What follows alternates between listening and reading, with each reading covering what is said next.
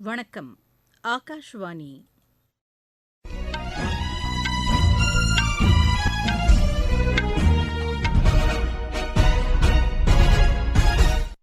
செய்திகள் வாசிப்பவர் ஜமீர் அக்தர்.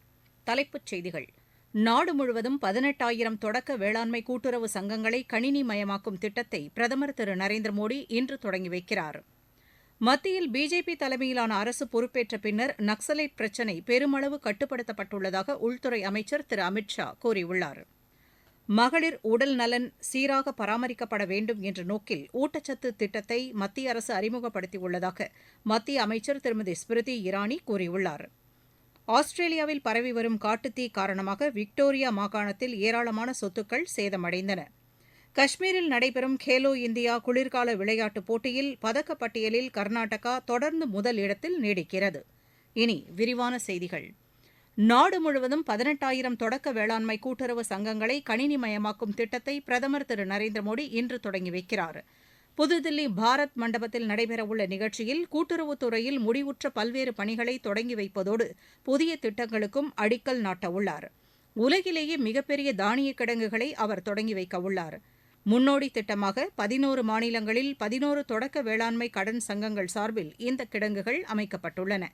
வேளாண் கட்டமைப்புகளை வலுப்படுத்தும் வகையில் நாட்டின் பல்வேறு பகுதிகளில் 500 தொடக்க வேளாண்மை கடன் சங்க கட்டிடங்களுக்கு பிரதமர் அடிக்கல் நாட்டவுள்ளார். தொடக்க வேளாண்மை கடன் சங்கங்களையும் உணவு தானிய கிடங்குகளையும் மத்திய அரசு இணைத்து வருகிறது. நாட்டின் உணவு பாதுகாப்பை உறுதிப்படுத்தவும் பொருளாதார மேம்பாட்டை விரைவுபடுத்தவும் நபார்டு வங்கி உதவியுடன் தேசிய கூட்டுறவு மேம்பாட்டுக் கழகம் இதுபோன்ற பல்வேறு முன்முயற்சிகளை மேற்கொண்டுள்ளது. சத்தீஸ்கர் மாநிலம் ராய்கரில் 1600 மெகாவாட் மின்சாரத்தை உற்பத்தி செய்யக்கூடிய அனல் மின் நிலையத்தை பிரதமர் திரு நரேந்திர மோடி இன்று நாட்டுக்கு அர்ப்பணிக்கிறார். புதுதில்லியில் இருந்து காணொலி வாயிலாக இந்த நிகழ்ச்சியில் உரையாற்ற உள்ள பிரதமர் புதிய அனல் மின் நிலையத்தின் உற்பத்தியை தொடங்கி வைக்கிறார். தேசிய அனல் மின் கழகத்தின் நிலை 2 திட்டத்தின் கீழ் இந்த மின் நிலையம் அமைக்கப்பட்டுள்ளது. முதற்கட்ட பணிகள் 15,800 கோடி ரூபாய் செலவில் அமைக்கப்பட்டுள்ளது. இரண்டாவது கட்டத்தில் 15,530 கோடி ரூபாய் முதலீடு செய்யப்பட உள்ளதாக மத்திய எரிசக்தி அமைச்சகம் தெரிவித்துள்ளது. மத்தியில் பிஜேபி தலைமையிலான அரசு பொறுப்பேற்ற பின்னர் நக்ஸலைட் பிரச்சினை பெருமளவு கட்டுப்படுத்தப்பட்டுள்ளதாக உள்துறை அமைச்சர் திரு அமித் ஷா கூறியுள்ளார். சமூக வலைதளத்தில் இக்கருத்தை பதிவு செய்துள்ள அவர் நக்ஸலைட் பிரச்சினைகளால் பாதுகாப்புப் படையினர் உயிரிழப்பது 72% குறைந்துள்ளது என்று தெரிவித்தார். நக்ஸலைட் பிரச்சினையால் பாதிக்கப்பட்ட பகுதிகளில் இதுவரை இல்லாத அளவிற்கு வளர்ச்சித் திட்டப்பணிகள் மேற்கொள்ளப்பட்டு வருவதாகவும் திரு அமித் ஷா கூறினார். மகளிர் உடல் நலன் சீராக பராமரிக்கப்பட வேண்டும் என்ற நோக்கில் ஊட்டச்சத்து திட்டத்தை மத்திய அரசு அறிமுகப்படுத்தியுள்ளதாக மகளிர் மற்றும் குழந்தைகள் நல மேம்பாட்டுத்துறை அமைச்சர் திருமதி ஸ்மிருதி இரானி கூறியுள்ளார். புதுதில்லியில் நடைபெற்ற ரைசீனா உச்சிமாநாட்டில் கலந்து கொண்டு அவர் உரையாற்றினார். ஆயுஷ்மான் பாரத் திட்டத்தின் கீழ் ஊட்டச்சத்து இயக்கத்தை செயல்படுத்தி வருவதை அமைச்சர் சுட்டிக்காட்டினார். தமிழகம் உள்ளிட்ட தென் மாநிலங்களில் மக்களவைத் தேர்தலை நடத்துவதற்கான ஏற்பாடுகள் குறித்து தலைமை தேர்தல் ஆணையர் திரு ராஜீவ்குமார் இன்று சென்னையில் 2வது நாளாக ஆலோசனை நடத்தவுள்ளார். இன்று நடைபெறும் ஆலோசனைக் கூட்டத்தில் தமிழ்நாடு, கேரளா, கர்நாடகா மாநிலங்களின் தலைமை தேர்தல் அதிகாரிகள், காவல்துறை உயர் அதிகாரிகள் கலந்து கொள்கின்றனர். இதைத் தொடர்ந்து தேர்தல் செலவுகளை கண்காணிப்பது குறித்த மத்திய மாநில அரசு அதிகாரிகளுடன் தேர்தல் ஆணையம் ஆலோசனை நடத்தவுள்ளது. இதன் பின்னர் தலைமை தேர்தல் ஆணையர், மாநில அரசின் தலைமைச் செயலர் திரு சிவதாஸ் மீனா, காவல்துறை தலைமை இயக்குநர் திரு சங்கர் ஜிவால் மற்றும் மாநில அரசின் பல்வேறு துறைகளின் செயலர்கள் ஆகியோருடன் தேர்தல் ஏற்பாடுகள் குறித்து ஆலோசனை நடத்தவுள்ளார். சிக்கிமில் மக்களவைத் தேர்தல் ஏற்பாடுகள் தொடர்பாக தலைமை தேர்தல் அதிகாரி திரு ஆனந்தன் அதிகாரிகளுடன் ஆலோசனை மேற்கொண்டார். கயால்சிங் மாவட்டத்தில் நடைபெற்ற இந்த ஆலோசனைக் கூட்டத்தில் பாதுகாப்பு ஏற்பாடுகள் தொடர்பாக விவாதிக்கப்பட்டது. தேர்தலை நேர்மையாகவும் வெளிப்படைத் தன்மையுடனும் நடத்துவதற்கு தேவையான அனைத்து நடவடிக்கைகளும் மேற்கொள்ளப்படும் என்றும் திரு ஆனந்தன் தெரிவித்தார். உணவு பதப்படுத்துதல் துறையில் எண்ணற்ற தொழில் வாய்ப்புகள் உள்ளதாக மத்திய அரசு கூறியுள்ளது. புதுதில்லியில் நடைபெற்ற இது தொடர்பான கலந்தாலோசனைக் கூட்டத்தில் உரையாற்றிய உணவு பதப்படுத்துதல் துறை செயலர் திருமதி அனிதா பிரவீன் இதனை தொழில்துறையினர் முழுமையாக பயன்படுத்திக் கொள்ள வேண்டும் என்றார். உணவுத்துறை தொடர்பான கண்காட்சி செப்டம்பர் மாதம் நடத்தப்பட உள்ளதாகவும் அவர் கூறினார். இதில் சர்வதேச நிறுவனங்கள் பங்கேற்க உள்ளதாகவும் திருமதி அனிதா பிரவீன் தெரிவித்தார். நீங்கள் கேட்டுக்கொண்டிருப்பது ஆகாஷவாணியின் செய்தி அறிக்கை.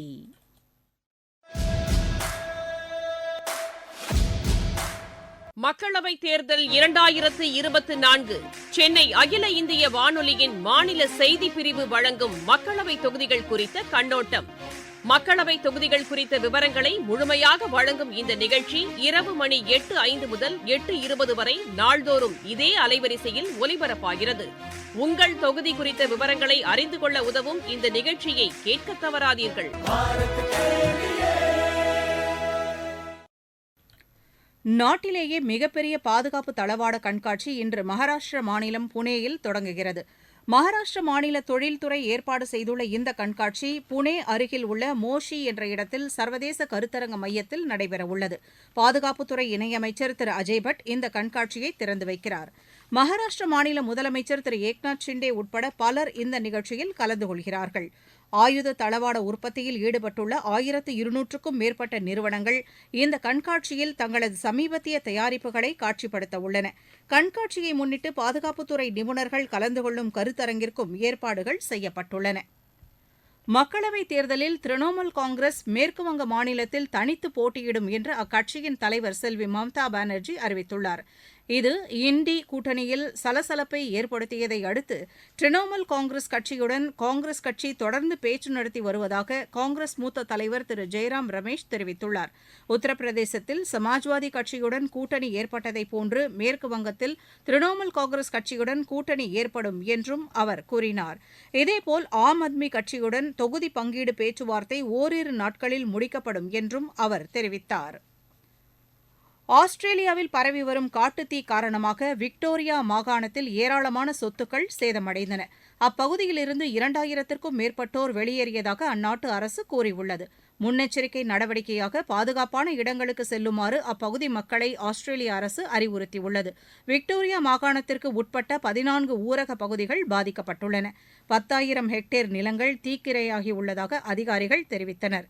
காற்றின் வேகம் காரணமாக தீ அதிவிரைவாக பரவி வருவதாகவும் அவர்கள் மேலும் கூறினர். மும்பையை தலைமையிடமாக கொண்டு இயங்கும் மேற்கு ரயில்வேயில் லஞ்சம் வாங்கிய அதிகாரியை சிபிஐ நேற்று கைது செய்தது. அலுவலக தலைமை கண்காணிப்பாளராக உள்ள சஞ்சய் வாக்லா தனியார் நிறுவனத்தின் பில்களை விரைந்து முடித்து தர 50,000 ரூபாய் பணத்தை பெற்றபோது கைது செய்யப்பட்டதாக சிபிஐ தெரிவித்துள்ளது. புரோ லீக் ஹாக்கி போட்டியில் இந்தியா இன்று ஆஸ்திரேலியாவை எதிர்கொள்கிறது. இந்த போட்டி இன்று மாலை 7:30 மணிக்கு ரூர்கேலாவில் நடைபெறவுள்ளது. தற்போது இந்திய ஆடவர் அணி புள்ளிப்பட்டியலில் 4வது இடத்திலும் ஆஸ்திரேலியா 2வது இடத்திலும் உள்ளன. காஷ்மீரில் நடைபெறும் கேலோ இந்தியா குளிர்கால விளையாட்டுப் போட்டியில் பதக்கப்பட்டியலில் கர்நாடகா தொடர்ந்து முதலிடத்தில் நீடிக்கிறது. கர்நாடகா 8 தங்கம் 2 வெள்ளிப் பதக்கங்களையும், மகாராஷ்டிரா 6 தங்கம் 8 வெள்ளி 7 வெண்கலப் பதக்கங்களையும் வென்றுள்ளது. இந்திய ராணுவம் 4 தங்கம் 3 வெள்ளி 3 வெண்கலப் பதக்கங்களுடன் 3வது இடத்தில் உள்ளது. பனிச்சறுக்கு விளையாட்டில் மகளிர் பிரிவில் இந்திய ராணுவத்தின் பத்மா தங்கப்பதக்கத்தையும், ஆடவர் பிரிவில் மன்ஜித் சிங் வெள்ளிப் பதக்கத்தையும், ரமீஸ் அகமது வெண்கலப் பதக்கத்தையும் வென்றனர்.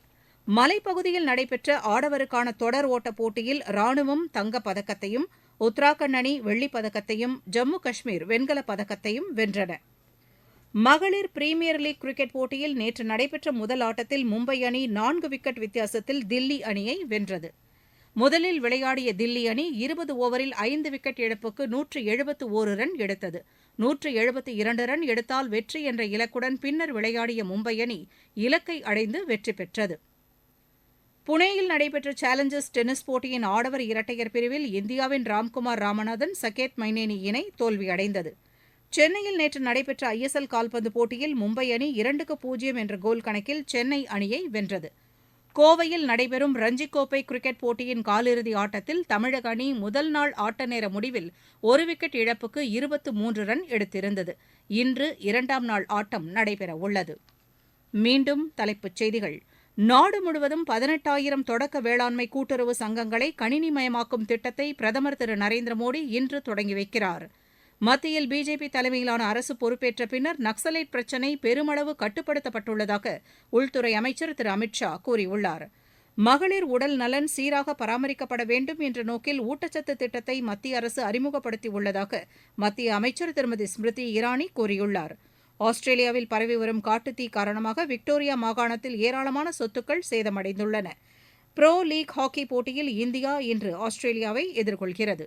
இத்துடன் இந்த செய்தி அறிக்கை நிறைவு பெற்றது.